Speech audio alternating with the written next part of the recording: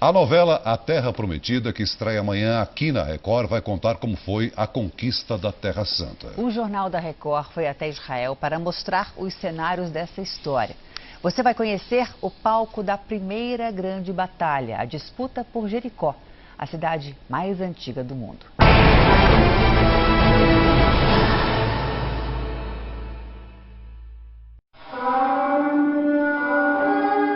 Um som ecoa no meio do deserto. Se espalha por uma cidade de milhares de anos e segredos. Um som de guerra. Mas hoje é apenas uma demonstração do guia Lutfi Jaber, de origem palestina. Há 12 anos ele deixou São Luís do Maranhão para trabalhar recebendo brasileiros em Israel. Esta é Jericó, cidade da primeira vitória dos hebreus na Terra Prometida, onde Josué provou que era o sucessor de Moisés. Para entender toda essa história e aquele som, temos que voltar no tempo. O que você vê aí é a nova cidade de Jericó. Mas há 3.300 anos, esse vale era um grande deserto. Os soldados hebreus vieram daquela direção. Marcharam até chegar nesse ponto, a velha Jericó, uma fortaleza cercada por muralhas, comandada por um rei. Aqui teve início a primeira batalha de Josué. Hoje, esse lugar é um sítio arqueológico que ainda guarda vestígios dessa história. Arqueólogos de várias partes do mundo já fizeram pesquisas sobre Jericó. E os resultados das escavações foram surpreendentes. À procura de provas de que na velha Jericó, os hebreus derrotaram os cananeus, como é descrito no Velho Testamento, os estudiosos descobriram que muito antes já havia uma comunidade nesse local, como explica o nosso guia Miguel Nikolaevski. O que nós podemos ver aqui é praticamente um fenômeno na arqueologia mundial. Esta torre foi construída há cerca de 11 mil anos atrás, 9 mil anos antes de Cristo, e transforma a cidade de Jericó na cidade mais antiga organizada na face do planeta. A torre, construída há 11 mil anos, demonstrava a força da velha Jericó, e as ruínas de barro são de casas da mesma época. As pesquisas concluíram que provavelmente uma tribo nômade decidiu se fixar aqui, e assim surgiu a primeira cidade. No sítio arqueológico há vários vestígios daquele tempo e também da passagem dos hebreus. Nesse ponto a gente pode observar o que sobrou das famosas muralhas de Jericó. A maior parte foi destruída, mas aqui na minha frente, nesse paredão, a gente consegue observar várias camadas de construções, de épocas diferentes, das mais diversas civilizações que já habitaram esse lugar, inclusive da época dos hebreus. Normalmente o que é em pedra é da época dos hebreus e o que está feito de barro são tijolos típicos da cultura cananeia no Vale do Jordão. Quando subimos para observar as ruínas de um mirante, entendemos por que esse lugar foi povoado há tanto tempo. Jericó é um oásis, tem água subterrânea. Uma área fértil no meio do deserto da Judéia, antigamente chamada Cidade das Palmeiras. A Bíblia conta que a velha cidade tinha muita fartura, era cercada de muralhas e comandada por um rei poderoso. A Batalha de Jericó é a primeira e mais famosa na trajetória de Josué e foi vencida graças àquele som curioso.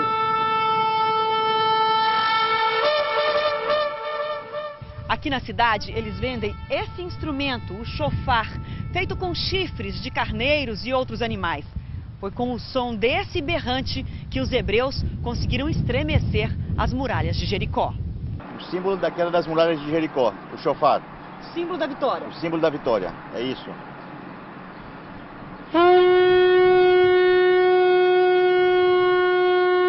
A batalha mais famosa do Velho Testamento já foi tema de filmes e documentários.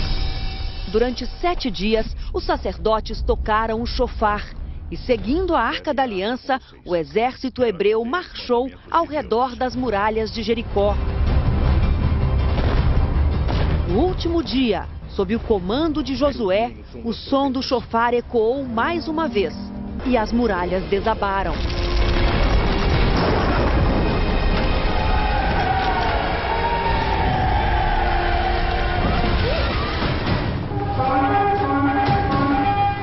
Agora, essa história comovente será narrada pela primeira vez na TV brasileira, na nova superprodução da Record, A Terra Prometida, que estreia amanhã. E para o primeiro capítulo, muitas surpresas foram preparadas. O telespectador vai se sentir em Canaã e entender o que Jericó representava naquele tempo. Permita que eu ouça a sua voz e me dê a direção que eu tanto preciso. E vai ouvir aquele som poderoso. Mas será que derruba muralhas? Agora, as pessoas, os visitantes, geralmente duvidam, né? Eles duvidam e acham que só o som de uma trombeta não vai derrubar uma muralha. E aí, o que você responde? Aí eu falo pra eles, não, tem que ter a fé. Se não tiver a fé move montanhas. Derruba muralhas. Derruba muralhas. Para refazer os passos de Josué, muitas vezes a única referência vem da Bíblia. E seguindo as Escrituras, pegamos mais uma vez a estrada. Viajamos em direção ao Vale do Ayalon. Miguel consulta o texto em hebraico. Daqui para frente temos que continuar a pé. Muito mais do que um texto religioso. A Bíblia é um verdadeiro livro de geografia que nos ensina a localização exata de cada história que está relatada nele. Vamos ao local de mais uma batalha épica. A vegetação já está bem seca nessa época, venta muito. São 40 minutos de caminhada, atravessando colinas, até chegar ao topo para avistar todo o vale. A grande mancha verde entre as montanhas são os vinhedos de Ayalon. Foi exatamente aqui que hebreus e cananeus se enfrentaram mais uma vez. Nós estamos bem no meio do caminho, entre Jerusalém, que fica naquela direção, e Tel Aviv. E viemos até aqui porque esse lugar é muito importante para a gente compreender a história da conquista da Terra Prometida. Diz a Bíblia que nessas colinas do Vale do Ayalon, Josué e seus soldados enfrentaram e derrotaram os exércitos de 5 reis, de uma só vez. Miguel me explica que os reis de Jerusalém e de outras 4 fortalezas cananeias temiam a força do exército de Josué e por isso se uniram para tentar derrotar os hebreus. Mas foram surpreendidos. Josué aproveitou o terreno montanhoso, veio do alto. Depois de marchar uma noite inteira, o exército hebreu atacou os inimigos no vale. Tem uma passagem no Velho Testamento que é muito conhecida dos judeus, que é sobre um milagre que aconteceu aqui. Todo jovem israelita, ele conhece essa passagem de cor. Primeiramente, em hebraico diz assim: Shemesh begvon dom veyareach be'emek Ayalon, que quer dizer em português: pare o sol sobre o Gibeão e a lua sobre o vale de Ayalon. A terra parou de girar e assim o dia foi mais longo. Tudo isso para que os soldados de Josué tivessem mais tempo para continuar a batalha e vencer a guerra. Exatamente, visto que a batalha começou lá em cima, em Beit Horon, eles tinham que ter tempo de continuar a guerrear até aqui embaixo contra os cananeus e vencê-los. Vencer nessa região da antiga Canaã era vital para o povo hebreu, garantia de terra fértil para a agricultura e para a criação de animais.